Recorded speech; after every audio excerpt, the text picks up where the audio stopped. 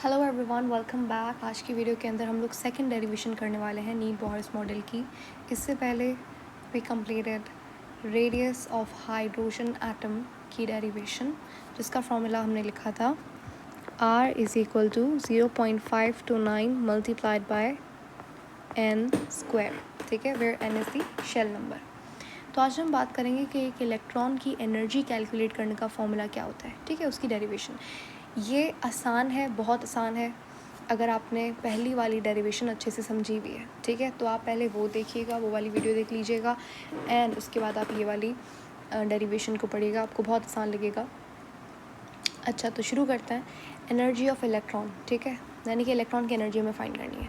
अब इलेक्ट्रॉन का मैंने आपको पहले बताया था, इलेक्ट्रॉन का वेलोसिटी भी होता है, एंगुलर वेलोसिटी, टेंजेंशियल वेलोसिटी होती है उसके पास। फिर इलेक्ट्रॉन के ऊपर फोर्सेस लग रही होती है, सेंट्रीपिटल फोर्स जो कि इलेक्ट्रोस्टैटिक फोर्स है, सेंट्रीपिटल फोर्स काम कर रही होती है एंड सेंट्रीफ्यूगल फोर्स, ठीक है। तो ये सारी बातें हम लोग प्रीवियस वीडियो के अंदर कर चुके हैं। तो आज बात करेंगे इलेक्ट्रॉन की एनर्जी की, ठीक है। जब बात आती है एनर्जी की तो याद रखिएगा, एनर्जी दो टाइप्स की होती है, ठीक है, किसी भी चीज़ के ऊपर। या तो यहाँ पे लिख लेते हैं, एनर्जी जो है इलेक्ट्रॉन के ऊपर, इलेक्ट्रॉन की स्पेसिफिकली बात करें तो उसके पास काइनेटिक एनर्जी भी होती है क्योंकि वो मूव कर रहा है, और उसके पास पोटेंशियल एनर्जी भी होती है, ठीक है। काइनेटिक एनर्जी हमेशा ड्यू टू मोशन, किसी चीज़ के मूव होने से, मूवमेंट से जो एनर्जी प्रोड्यूस होती है वो काइनेटिक एनर्जी होती है, ठीक है। जबकि पोटेंशियल एनर्जी जो होती है ड्यू टू इट्स पोजीशन होती है, ठीक है। अब काइनेटिक एनर्जी को कैलकुलेट करने का फॉर्मूला होता है 1/2mv², ठीक है। और पोटेंशियल एनर्जी को कैलकुलेट करने का फॉर्मूला mgh होता है, ठीक है। लेकिन यहाँ पे इलेक्ट्रॉन की जब आप बात करते हो, काइनेटिक एनर्जी तो ठीक है 1/2mv², क्योंकि इलेक्ट्रॉन के पास मास भी होता है, इलेक्ट्रॉन की वेलोसिटी भी होती है। लेकिन जब आप बात करते हो पोटेंशियल एनर्जी की, तो ये वाला फॉर्मूला आप अप्लाई नहीं कर सकते इलेक्ट्रॉन के ऊपर, ठीक है। इलेक्ट्रॉन के ऊपर ग्रेविटी एंड हाइट का कोई लेना देना नहीं है इलेक्ट्रॉन से, ठीक है। तो जब आप पोटेंशियल एनर्जी की बात करें तो इलेक्ट्रॉन के ऊपर ये फॉर्मूला आप अप्लाई नहीं कर सकते, ठीक है। तो हम लोग एक छोटे से 2-3 स्टेप से पोटेंशियल एनर्जी निकाल लेते हैं इलेक्ट्रॉन की, ठीक है। लास्ट वाली वीडियो के अंदर हमने देखा था, हमने कंडीशन रखी थी centrifugal force is equal to centripetal force, ठीक है। और इसी इक्वेशन से हमने कैलकुलेट किया था पूरा फॉर्मूला, ठीक है। यहाँ पे हम लोग जो एक हमारा जो पहला इक्वेशन रहेगा दैट वुड बी, हमें पता है एनर्जी, काइनेटिक एनर्जी और पोटेंशियल एनर्जी का सम होती है टोटल एनर्जी, ठीक है। इसी इक्वेशन को इस्तेमाल करके हम लोग फॉर्मूला फाइंड करेंगे। अब यहाँ पे हमारे पास काइनेटिक एनर्जी तो है बट पोटेंशियल एनर्जी नहीं है, ठीक है। तो हम लोग पहले इलेक्ट्रॉन की पोटेंशियल एनर्जी कैसे फाइंड करते हैं वो देखेंगे, सही है।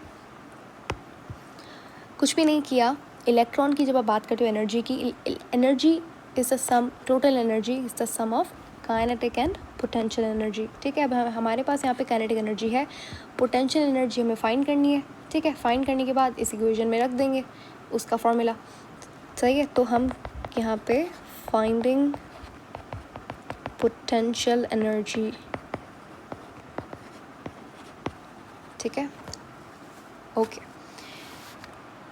जब आप बात करते हो कि हमें एनर्जी को फाइंड करना है, ठीक है, फिज़िक्स के अंदर आपने बात पढ़ी होगी कि वर्क और एनर्जी दोनों सेम कंसिडर किए जाते हैं, ठीक है। दोनों का यूनिट जूल होता है, सही है। जो मतलब एनर्जी जो है वो बराबर होती है वर्क के, या फिर वर्क बराबर होता है एनर्जी के, ठीक है।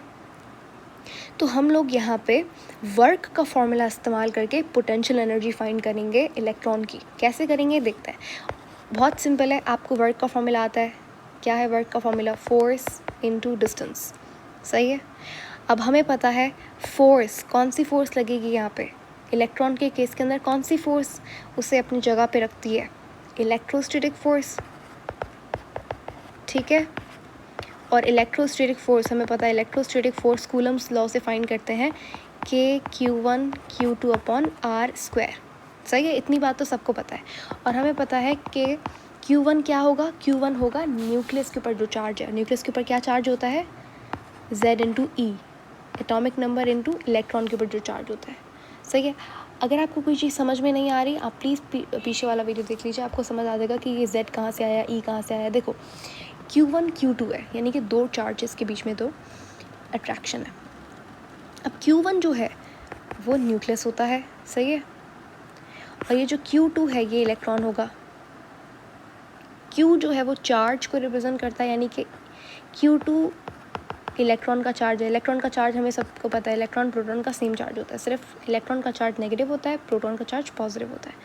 क्या चार्ज होता है? 1.6 मल्टीप्लाइड बाय 10⁻⁻⁻19 कूलम, ठीक है। और न्यूक्लियस का चार्ज आप कैसे फाइंड करोगे? न्यूक्लियस के अंदर बहुत सारे प्रोटॉन्स होते हैं, न्यूट्रॉन भी होते हैं, न्यूट्रॉन के ऊपर चार्ज नहीं होता, ठीक है। तो प्रोटॉन जितने भी होंगे उसे मल्टीप्लाई कर दो प्रोटॉन के चार्ज से, तो इससे मैं प्रोटॉन का नंबर यानी कि atomic number, proton number Z से रिप्रेजेंट होगा, मल्टीप्लाई कर दो इलेक्ट्रॉन के चार्ज से। इलेक्ट्रॉन प्रोटॉन का सेम चार्ज होता है तो हम लोग E लिख देते हैं, ठीक है। तो अब आपको समझ में आ गया कि Q1 की जगह पे मैं ZE लिख रही हूँ, ठीक है। ये मल्टीप्लिकेशन डॉट जो है वो मल्टीप्लिकेशन को रिप्रेजेंट कर रहा है, और Q2 की जगह पे क्या आएगा? इलेक्ट्रॉन का चार्ज, ठीक है, और सेम R² आ जाएगा, ठीक है। इससे हम लोग यहाँ से हटा देते हैं। अब इसे थोड़ा सा और सिंप्लीफाई कर देते हैं। अब ये E मल्टीप्लाई हो रहा था, ये हो जाएगा E²/R², ठीक है। अब ये आ गई हमारे पास Fe का फार्मूला, ये आई मीन इलेक्ट्रोस्टैटिक फोर्स का फार्मूला। ये आप इस इक्वेशन के अंदर रख दो, kZe²/R², ठीक है। कुछ भी नहीं किया, क्या किया हमने? हमें एनर्जी फाइंड करनी है, ठीक है। और एनर्जी फाइंड करने के लिए हम लोग वर्क का फॉर्मूला निकालते हैं, क्योंकि energy is equal to work done. Work का फॉर्मूला होता है फोर्स इनटू डिस्टेंस। इलेक्ट्रॉन के केस के अंदर फोर्स कौन सी अप्लाई होती है? Electrostatic force. इलेक्ट्रोस्टैटिक फोर्स का फॉर्मूला क्या होता है? kZe²/R², ठीक है। अब इसे थोड़ा सा और सिंप्लीफाई कर देते हैं। अब देखो यहाँ से R कैंसिल हो जाएगा, तो ये हो जाएगा kZe²/R, ठीक है। और ये आ गया आपके पास किसका? एनर्जी का फॉर्मूला, ठीक है। एक हमने यहाँ पे स्टेप मिस कर दिया, आई एम सॉरी। वो ये कि ये जो इलेक्ट्रॉन का मैंने बताया था, ये जो इलेक्ट्रॉन का चार्ज है ये नेगेटिव के अंदर होगा, ठीक है। तो ये वैल्यू जो है नेगेटिव हो जाएगी, ठीक है। ये नेगेटिव हो जाएगी, ये यहाँ पे नेगेटिव हो जाएगी। नेगेटिव क्यों हुई? आई एम सो सॉरी, मैंने नेगेटिव साइन लगाना मैं भूल गई। नेगेटिव इसलिए आएगी क्योंकि मैंने कहा था कि चार्ज जो होता है ना 1.6 × 10⁻⁻⁻19 कूलम, ये चार्ज इलेक्ट्रॉन प्रोटॉन का सेम होता है, ठीक है। लेकिन फ़र्क इतना होता है, इलेक्ट्रॉन का चार्ज नेगेटिव होता है, ठीक है, और प्रोटॉन का चार्ज पॉजिटिव होता है, ठीक है। तो ये जो Q1 था और Q2 था, Q1 क्या था? Z/E, ठीक है, न्यूक्लियस का चार्ज, और Q2 क्या था? इलेक्ट्रॉन का चार्ज, और इलेक्ट्रॉन का चार्ज क्या होता है? नेगेटिव E, ठीक है। इसीलिए मैंने यहाँ पे नेगेटिव लगाया। अब ये नेगेटिव साइन जो है इसे आप यहाँ पे लिख दोगे पूरी वैल्यू के साथ, ठीक है, ऐसे भी सही है। और ये इलेक्ट्रॉन आपस में जब मल्टीप्लाई होगा तो ये स्क्वायर हो जाएगा, सही है। इसीलिए मैंने यहाँ पे नेगेटिव का साइन लगाया। यहाँ तक बात क्लियर है? अब देखो हमें फाइंड हो गया वर्क का formula, and work is equal to energy. तो यहाँ पे पोटेंशियल एनर्जी का फॉर्मूला हो जाएगा इज इक्वल टू -kZe²/R, ठीक है। और ये हमारे पास आ गया पोटेंशियल एनर्जी का फॉर्मूला। अब कुछ भी नहीं करना, आपने इस फॉर्मूला को यहाँ पे पुट कर देना है, ठीक है। तो एनर्जी बराबर, टोटल एनर्जी बराबर होती है kinetic energy and potential energy के सम से, ठीक है। और काइनेटिक एनर्जी का फॉर्मूला क्या है? सेम ही होता है काइनेटिक एनर्जी का फॉर्मूला 1/2mv², सही है। और पोटेंशियल एनर्जी का हमने फॉर्मूला भी फाइंड किया, ये रहा, ठीक है। अब यहाँ पे प्लस का साइन है, मैंने प्लस का साइन लगा दिया। इस वैल्यू के ऊपर ये माइनस का साइन है यहाँ पे, तो ये मैं ब्रैकेट के अंदर लिख दूँगी, सही है। अब यहाँ पे आप देखो प्लस माइनस माइनस हो जाएगा, ठीक है। अब आपने एक मिनट, ओके, यहाँ तक बात क्लियर है आपको? ठीक है। अब लास्ट वाली डेरिवेशन के अंदर हमने पढ़ा था कि mv² बराबर होता है kze² r। ठीक है, ये हमने लास्ट वाली डेरिवेशन के अंदर ये हमने चीज़ देखी थी। ठीक है, तो ये कहाँ से आया? ये हमें पता है लास्ट डेरिवेशन से। We know that mv² is equal to kze² r। ठीक है, तो हम लोग mv² की जगह पे kze² रख देंगे। 1/2 सेम आया, mv² की आप वैल्यू रख दो kze² r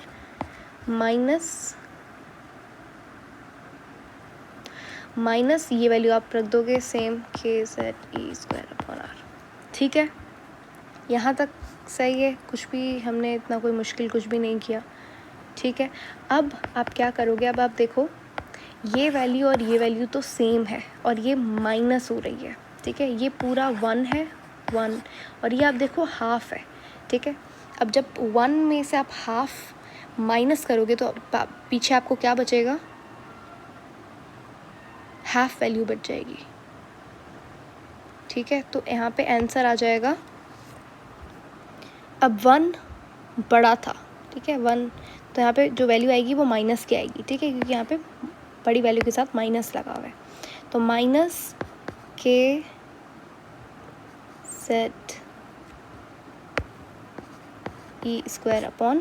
अब यहाँ पे 2 है और यहाँ पे हम लोग कॉमन ले लेंगे डिनोमिनेटर, तो ये हो जाएगा 2r। ठीक है, तो ये हमारे पास आ गई इक्वेशन 1। सही है, क्या किया हमने मैं एक बार रिपीट कर देती हूँ, मुझे लगता है कि कहीं पे कंफ्यूजन ना हो जाए।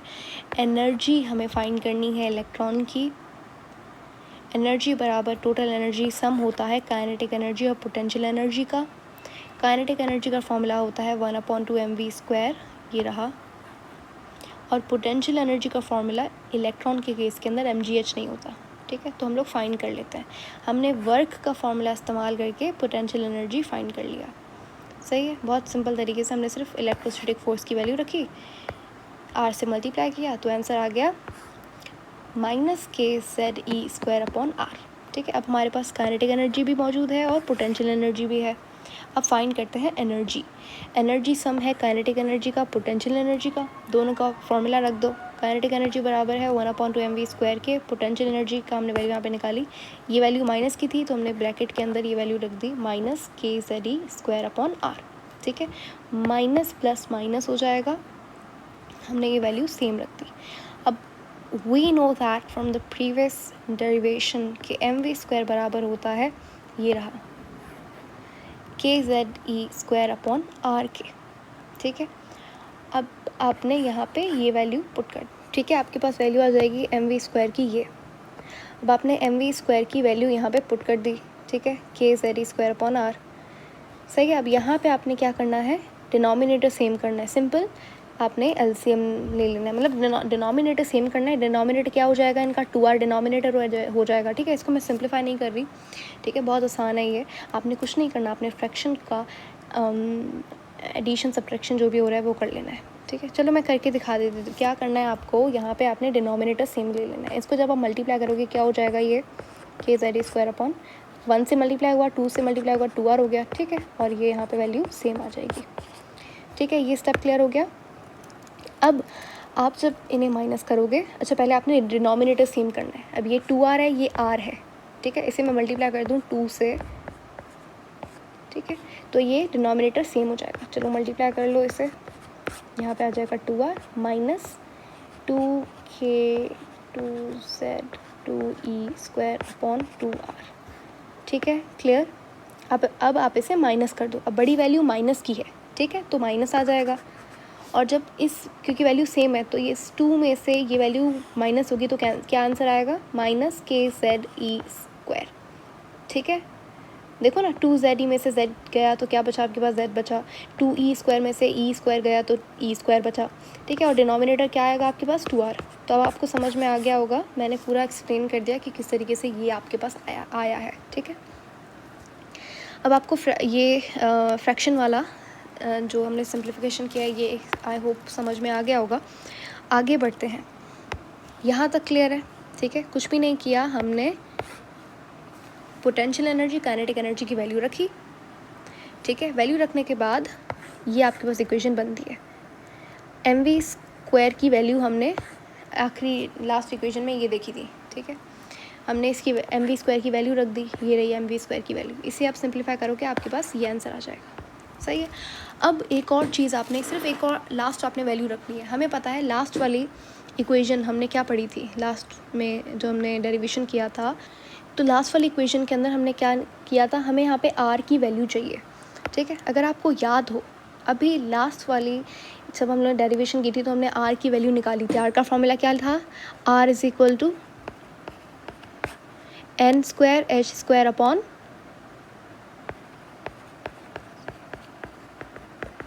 ठीक है, ये आर का फॉर्मूला था, रेडियस का फॉर्मूला था। ये लास्ट डेरिवेशन के अंदर हमने किया था, तो इसमें ऐसी कोई समझने वाली बात है ही नहीं, क्योंकि ये जो हमने निकाला है फॉर्मूला ये लास्ट डेरिवेशन से किया था। इसीलिए ये जो डेरिवेशन से इंटरकनेक्टेड है। अगर आपने पहली डेरिवेशन समझी भी है तो ये आसान लगेगी, क्योंकि mv² भी हमने वहाँ से उठाया, आर भी अभी हम वहाँ से ले रहे हैं।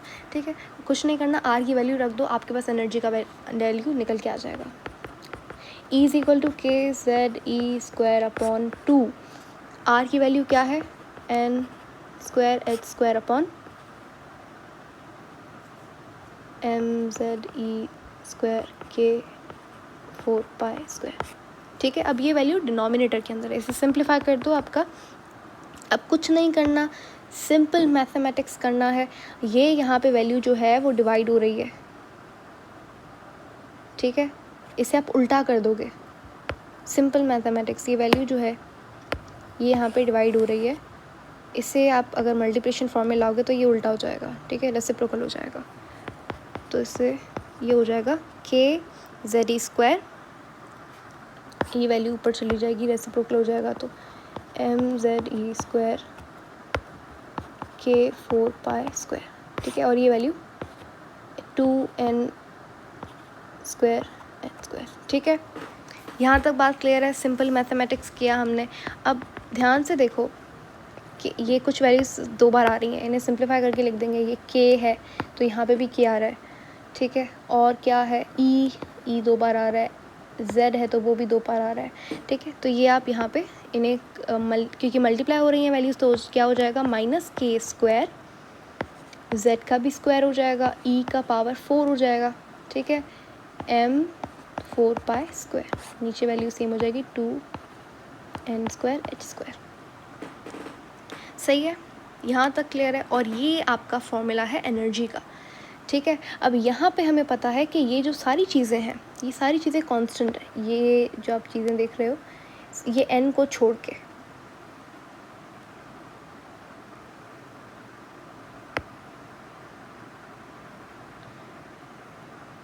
अच्छा ये 2 और 4 भी तो कट रहा है।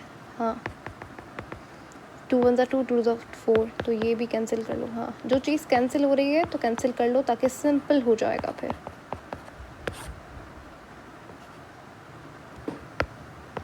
n² h²।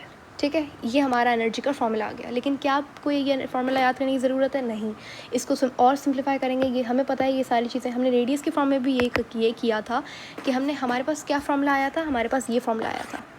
ठीक है, हमने क्या किया, हमने सारी ये चीज़ें जो हैं वो कांस्टेंट थी, तो हमने कांस्टेंट की वैल्यूज़ रख दी, तो हमारे पास आंसर क्या आएगा, क्या आया था 0.529, और n², ये रहा, n² से मल्टीप्लाई कर दिया। तो वैसे ही हमने यहाँ पे करना है कि फॉर्मूला तो हमारे पास एनर्जी का ये आया है, लेकिन अब इतना मुश्किल फॉर्मूला याद करने से अच्छा हम लोग ये सारे कांस्टेंट चीज़ें हैं। ठीक है, मैं लिखवा देती हूँ भी क्या क्या है। ये सारे कांस्टेंट्स हैं। ठीक है, इनकी वैल्यूज़ हैं, तो ये वैल्यूज़ अगर आप यहाँ पे रखोगे तो फिर आपके पास क्या आंसर आएगा वो देखते हैं। इसे मैं यहाँ पे लिख रही हूँ अभी। ठीक है, तो 1 मिनट में हम इसे लिख लेते हैं।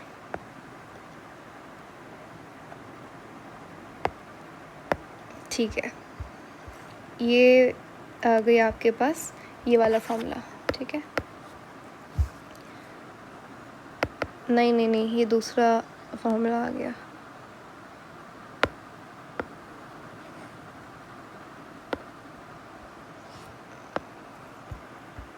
ओके। तो ये सेम फार्मूला है, ठीक है। ये आप देख रहे हो, ये देख रहे हो, कोई भी चीज़ डिफरेंट नहीं है, सेम है, सिर्फ वो डिफरेंट हैंड राइटिंग के अंदर लिखा हुआ है, ठीक है। फार्मूला सेम है। अब सिंप्लीफाई करते हैं इनको, ठीक है। यहाँ पे मैंने हाईलाइट किया हुआ है ये दिखाने के लिए ये कॉन्स्टेंट्स हैं, ठीक है। और शेल नंबर जो है वो डिफर कर सकता है, 1 भी हो सकता है, 2, 3, 4 इस तरीके से। खैर, एनर्जी पहले मैं इनकी वैल्यूज़ लिख लेते हैं। के क्या है, सबको पता है के क्या है, कूलम्स कॉन्स्टेंट। ये हमने लास्ट वाली वीडियो के अंदर वैल्यूज़ लिखी थी इनकी। 9 multiplied by 10 raise to power 9 newton metre square पर कूलम स्क्वायर, ठीक है। और के को हम 1/4 पाई एप्सिलॉन नॉट भी लिख सकते हैं, ठीक है। एप्सिलॉन नॉट क्या है, वैक्यूम कांस्टेंट ऑफ परमिएटिविटी, ठीक है। इसकी भी वैल्यू होती है 8.85 multiplied by 10 raise to power -12 करके कुछ वैल्यू होती है इसकी, ठीक है। मैं ये वाली वैल्यू इस्तेमाल कर रही हूँ, ठीक है। इसको जब आप सिंप्लीफाई करोगे तो आपके पास यही वैल्यू आएगी, ठीक है। तो कोई फ़र्क नहीं पड़ता, आप कोई सी भी वैल्यू रख सकते हो। जेड क्या है, जेड है आपका एटॉमिक नंबर, जो कि हाइड्रोजन के केस के अंदर क्या है, 1 है। ई क्या है आपके पास, ई है इलेक्ट्रॉन का चार्ज, जो कि कितना होता है 1.6 into 10 raise to power -19 coulomb. M क्या है, मास है किसका, इलेक्ट्रॉन का, कितना होता है 9.11 multiplied by 10 raise to power -31 kgs। 2 pi, आपको पता है पाई क्या होता है, 3.142। अच्छा, एच क्या है, एच है Planck's constant,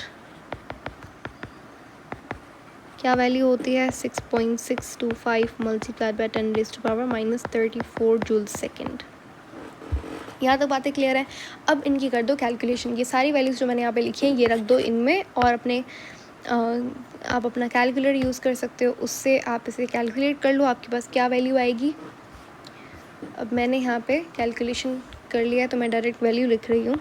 E is equal to, E बराबर आ जाएगा -2.12 multiplied by 10 raise to power -18। ये आंसर आया है, ठीक है, सही है। इस सारी वैल्यू का ये आंसर आया है। और डिनोमिनेटर के अंदर क्या है, n स्क्वायर है, ठीक है। माइनस का साइन सेम, माइनस का साइन तो माइनस का साइन आ गया है, और n स्क्वायर मैं सेम लिखूँगी। ये है आपका एनर्जी का formula, and we are done, ठीक है। जैसे हमने लास्ट वीडियो के अंदर मीटर को एंगस्ट्रॉन के अंदर कन्वर्ट किया था, यहाँ पे भी हम थोड़ी सी कैलकुलेशन कर लेते हैं, इसको और ज़्यादा सिंप्लीफाई बना लेते हैं। देखो, ये जो आप वैल्यू देख रहे हो ना, -2.12 इंटू 10 रेज़ टू पावर -18, ये जो है वो जूल पर एटम के अंदर है, ठीक है। जूल पर एटम है।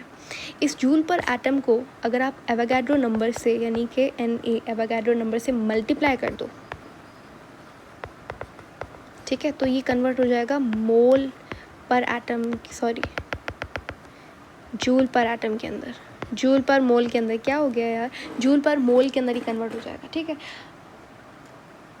अब नहीं समझ में आ रहा, मैं दोबारा से रिपीट कर देती हूँ। देखो, किसी भी मैथ आपको दिया हुआ है, उसे आपने कन्वर्ट करना है मोल के अंदर। क्या करोगे आप, एवोगाड्रो नंबर से मल्टीप्लाई करोगे ना, स्टोइकियोमेट्री है ये तो बहुत सिंपल वाली। तो मैंने यहाँ पे वही चीज़ की है, ये जूल पर एटम था, ठीक है, एटम, मुझे चाहिए मोल, तो मैंने इसे एवोगाड्रो नंबर से मल्टीप्लाई कर दिया। चलो इसको मल्टीप्लाई कर दो एवोगाड्रो नंबर से। एवोगाड्रो नंबर की वैल्यू क्या होती है भाई, it's 6.023 multiplied by 10 raise to power 23, ठीक है। यूनिट वगैरह नहीं होता इसका, इसको MOL ऐसे लिख देते हैं।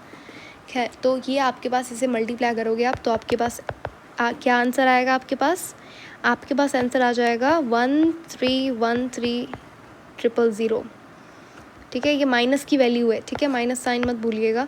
और ये क्या है अब, जूल पर मोल, क्योंकि एवोगाड्रो नंबर से मल्टीप्लाई किया है, सही है।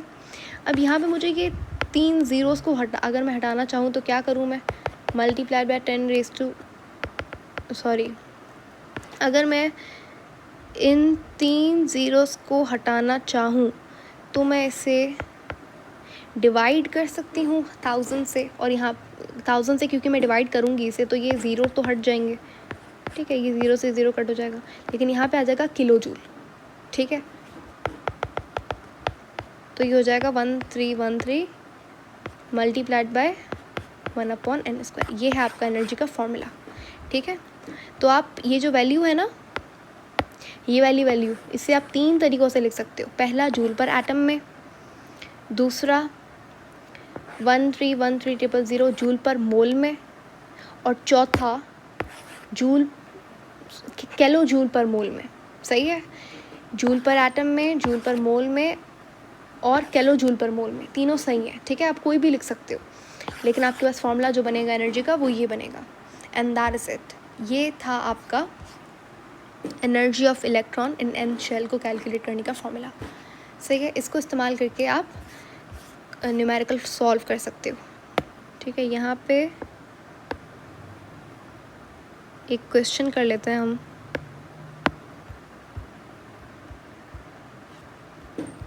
ओके,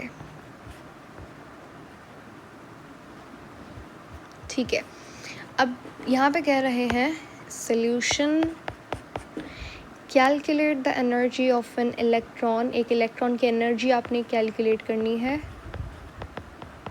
ठीक है, जहाँ पे शेल नंबर क्या है, एल शेल है, ऑफ हाइड्रोजन एटम, जहाँ पे के की वैल्यू क्या है 2.18 इंटू 10⁻⁻18 जूल पर एटम। ये वही वैल्यू जो हमने ऊपर निकाली थी। ठीक है, ये माइनस की होगी।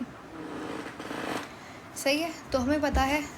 अच्छा, एल शेल क्या होता है पहले तो, क्योंकि एन होल नंबर होता है, 1 2 3 वो कुछ भी। आपको पता है कि पहले शेल को के शेल कहते हैं, फिर सेकंड शेल को एल शेल कहते हैं, के एल एम होता है, फिर एल होता है। इस तरीके से ये शेल नंबर्स होता है। ठीक है, यानी कि के शेल यानी कि फर्स्ट शेल, एल शेल यानी कि सेकंड शेल, एम शेल यानी कि थर्ड शेल। तो यहाँ पे एन क्या हो जाएगा, सेकंड शेल। एक ही बात है। चलो सॉल्व करते हैं। सोल्यूशन, एनर्जी किसके बराबर होती है, energy is equal to -2.12 multiply by 10⁻⁻18 multiplied by shell number. Shell number यहाँ पे आप पुट कर दोगे 2। ठीक है, इसको जब आप सिंप्लीफाई करोगे आपके पास जो आपके पास आंसर आएगा वो जूल के अंदर आएगा और वही आपकी एनर्जी होगी। सही है, इसे कैलकुलेट करना ये आपके लिए छोटा सा एक काम है। And that is it, we are done. I hope ये वीडियो आपके लिए बहुत हेल्पफुल थी।